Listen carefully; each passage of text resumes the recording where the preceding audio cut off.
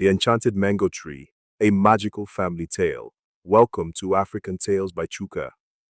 Here, we share magical, heartfelt folk tales that inspire and entertain. Today, we bring you the enchanting story of the Enchanted Mango Tree. In a peaceful village, a magical mango tree connects a loving family. But greed and secrets threaten to destroy their happiness. Will they learn the value of love and kindness before it's too late? Don't forget to like this video, subscribe to the channel, and hit the bell icon for more captivating tales. Let's dive into this magical journey. Once upon a time, in a quiet African village surrounded by lush greenery, there lived a humble farmer named Mosey with his wife, Adia, and their three children, Nia, Jabari, and little Zuri. They owned a modest plot of land where they grew vegetables and tended to a few animals. In the middle of the land stood a magnificent mango tree, unlike any other. Its leaves shimmered with a golden hue under the sunlight, and its fruits were said to hold magical powers. The villagers whispered tales of the tree, saying its mangoes could grant wishes to those who picked them with a pure heart. Mosey and his family cherished the tree, not for its magic, but for its shade and beauty. The children loved climbing its sturdy branches, and Adia often wove tales of its mystical origins to entertain them at night. One fateful summer, when the harvest had been poor and food was scarce, Mosey decided to pick the mangoes to sell in the market. "These fruits can fetch us enough money to buy food and pay off debts," he said to Adia. But Adia was hesitant. "The tree has been with our family for generations. What if the tales are true and we misuse its magic?" Mosey dismissed her concerns, thinking only of his family's needs. He climbed the tree and plucked three of the ripest mangoes, the golden skin glowing in his hands. The next morning, as he prepared to leave for the market, strange things began to happen. Nia, the eldest daughter, noticed the tree's leaves drooping slightly, a sight they had never seen before.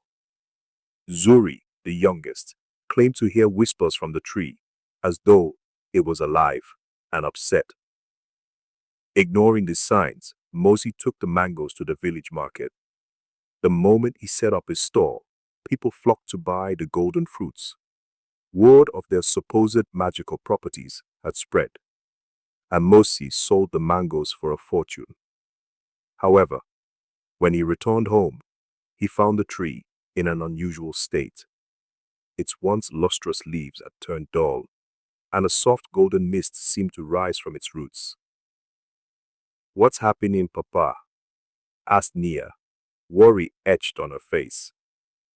Before Mosey could respond, a gentle yet firm voice echoed through the air, startling everyone. "Why have you taken my gifts without gratitude?" The family gasped as the tree itself seemed to speak. Its voice was calm, but carried an air of sadness. "I have given your family shade, beauty, and protection for years. Yet, you took my fruit without asking for permission or understanding their value." Realizing his mistake, Mosey fell to his knees. "Forgive me, great tree. I only wished to provide for my family." The tree sighed, and its leaves trembled. "Your intentions may have been noble, but the balance has been disturbed. To restore it, you must complete a task." "What task?" Adia asked, stepping forward. The tree explained, "You must find three pure hearts in the village, those who seek not for themselves but for others. Only they can restore my magic by returning my fruits with true gratitude." The family looked at one another, understanding the gravity of the situation. Nia's discovery. Nia, the eldest daughter, headed toward the edge of the village, where an elderly widow named Mama Zara lived. Mama Zara was known for a modest life and kind heart. Despite having little, she was always seen helping others, sharing her food, telling stories to the village children, and tending to the sick.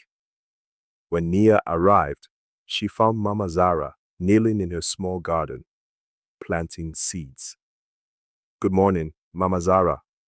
Nia greeted her respectfully. "Good morning, child. What brings you here so early?" the old woman asked, smiling warmly. Nia hesitated for a moment, but decided to explain. "Our mango tree, the one in our yard, has lost its magic. It said we need to find 3 pure hearts in the village to restore it. I thought of you, Mama Zara. Will you help us?" Mama Zara's face softened, and she reached out to pat Nia's hand. "Child, I don't know if my heart is pure, but if it will help your family and the tree that has shaded our village for so long, I will do what I can." As they spoke, a faint golden glow surrounded Mama Zara. Nia gasped. It was a sign the tree had accepted her as the first pure heart, Jabari's test. Meanwhile, Jabari ventured to the bustling marketplace. He knew many people there, but finding someone with a selfless heart in a place filled with haggling and competition seemed daunting. As he walked past the stalls, he noticed a young boy named Kofi giving away small loaves of bread. Jabari was puzzled because he knew Kofi's family was struggling financially. "Kofi, why are you giving away your bread?" Jabari asked. Kofi smiled shyly. "My mother baked extra bread yesterday. She said it's better to share what we have with those who are hungrier than us." Jabari was touched by the boy's innocence and kindness. He explained the situation with the mango tree, and Kofi eagerly agreed to help. As soon as Kofi accepted, a golden light shimmered around him. Just like with Mama Zara, Jabari felt a surge of hope. They had found the second pure heart. Adia and little Zuri's surprise. Adia and Zuri walked toward the village well, where they often saw people gathering to fetch water. On the way, they passed a small hut where a woman named Amani lived with her 3 children. Amani was known for her tireless efforts to care for her family and her willingness to help others despite her hardships. When Adia knocked on the door, Amani opened it with a tired smile. "Adia, Zuri, what brings you here today?"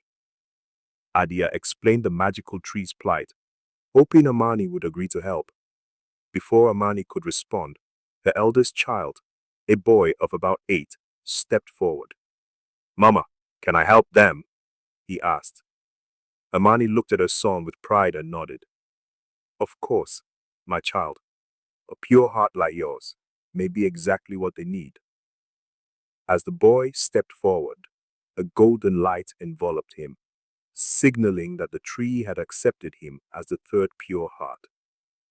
Adia and Zuri thanked them profusely and hurried back to the tree with the others. The ritual of gratitude. By midday, the family and the 3 pure-hearted villagers stood before the enchanted mango tree. Its once dull leaves rustled softly in the breeze, as if sensing their presence. The tree's voice resonated once more. "You have done well, bringing 3 pure hearts to me. Now, let them each place a mango back into my roots and offer their gratitude." Mama Zara was the first to step forward. She placed her mango at the base of the tree and whispered, "Thank you for the shade and beauty you have given us. May your magic continue to bless this village." Next came Kofi, who placed his mango and said, "Thank you for feeding us with your fruits and for teaching us to share with others." Finally, Amani's son stepped forward. With a shy but steady voice, he said, "Thank you for being part of our home and for reminding us of the importance of kindness." As the last mango touched the earth, a brilliant golden light erupted from the tree. Its leaves regained their shimmer, and the air around it seemed to hum with magic. The tree spoke one final time. You have restored the balance with your gratitude and selflessness. Remember this lesson always. Magic is not in what you take, but in what you give. A new challenge and farewell. The celebration of the mango tree's revival carried on until sunset. The golden glow of its leaves illuminated the villagers gathered beneath it. The fruits sparkled like precious gems, and laughter filled the air. The enchanted tree was alive once more, its magic restored. The family and the three pure-hearted villagers stood together, marveling at what they had achieved. But just as the celebration reached its peak, the tree's deep voice echoed once again, silencing the crowd. While my magic has returned, there remains one final task. The balance is delicate and must be protected. This village has shown kindness, but beyond these borders lies a world in need of the same lesson. One of you must carry my seeds to the distant land of the forgotten plains and plant them there. Gasps of surprise rippled through the crowd. The forgotten plains were far away, a barren land said to be cursed. No one had ventured there in years. The decision, Mosey stepped forward, his heart heavy but resolute. If this is what must be done to preserve your magic, I will go. Adia reached for his arm. No, Mosey, we can't risk losing you. There must be another way. The tree's voice responded, gentle but firm. The journey will not be easy, but it is necessary. It requires not just strength, but wisdom and courage. The choice is yours, Mosey, but know that your selflessness will protect the magic for generations to come. Mosey looked at his family, his heart torn. He saw Nia's determined gaze, Jabari's quiet strength, and Zuri's innocence. Finally, he said, I will go. This tree has given us life, shade, and fruit. It is my duty to ensure its magic spreads to where it is needed most. The crowd fell silent, moved by Mosey's sacrifice. Adia held his hands tightly, tears streaming down her face. If you must go, we will support you, but promise you'll return to us. Mosey nodded, though uncertainty loomed in his mind. The tree spoke again. Take 3 mangoes from my branches. They hold the seeds you will need. Trust in their magic, and you will find your way.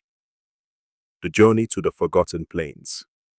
At dawn, Mosey set off on his journey, carrying a small satchel with the 3 glowing mangoes. The villagers and his family bid him farewell, their hearts filled with both pride and sorrow. The path to the forgotten plains was treacherous. Mosey crossed rivers, teeming with crocodiles, climbed steep cliffs, and braved dense jungles where predators lurked in the shadows. One night, as he rested under a tree, a group of travelers approached him. They were weary and hungry, their clothes tattered. Mosey shared his food and water with them, and in return they warned him of the dangers ahead. The forgotten plains are desolate, but you must beware of the spirit of greed. It preys on those who carry treasures, one traveler said. Mosey thanked them and continued his journey, determined to complete his mission. The spirit of greed. As Mosey reached the edge of the forgotten plains, the air grew heavy and cold. The once vibrant land was barren, with cracked earth and lifeless trees. Suddenly, a shadowy figure appeared before him, the spirit of greed. Why do you venture into my domain, mortal? The spirit hissed. Its voice was sharp and filled with malice. I come to plant the seeds of the enchanted mango tree, to restore life to this land. Mosey replied, standing tall despite his fear. The spirit's eyes glowed with anger. Foolish man, do you think you can challenge my power? I take what I want, and I leave nothing behind. The spirit lunged at Mosey, but as it approached, the satchel holding the mangoes began to glow. The spirit recoiled, hissing in pain. These seeds carry the magic of selflessness and gratitude, Moses said. Your greed has no power here. The spirit snarled, but retreated into the shadows, unable to withstand the mango's magic. Planting the seeds, Moses reached the heart of the plains and knelt on the cracked earth. He dug small holes and carefully planted the tree mangoes, just as the tree had instructed. As soon as the last mango was covered with soil, the ground trembled. Golden light erupted from the spots where the seeds were planted, spreading across the plains. The barren land transformed before Moses' eyes. Trees sprouted, rivers flowed, and flowers bloomed. The spirit of greed let out a final wail before disappearing completely. The forgotten plains were no longer cursed. They were now a paradise. The return home. Moses returned to the village weeks later, exhausted but triumphant. The villagers cheered as he approached, and his family ran to embrace him. The enchanted mango tree spoke once more. You have done well, Moses. Your courage and selflessness have ensured that my magic will thrive in distant lands. The lesson of giving over taking will spread far and wide. Moses looked at his family and the villagers, his heart full of gratitude. The true magic is not in the tree or the fruit. It's in the kindness and courage we show to one another. Thank you for watching this incredible tale on African Tales by Chuka. If you enjoyed this story, don't forget to like this video, subscribe to the channel, and hit the bell icon for more magical African folktales. What did you think of Moses' bravery and the enchanted mango tree's lessons? Let us know in the comments. Stay tuned for more stories of wisdom, courage, and magic. Until next time, goodbye.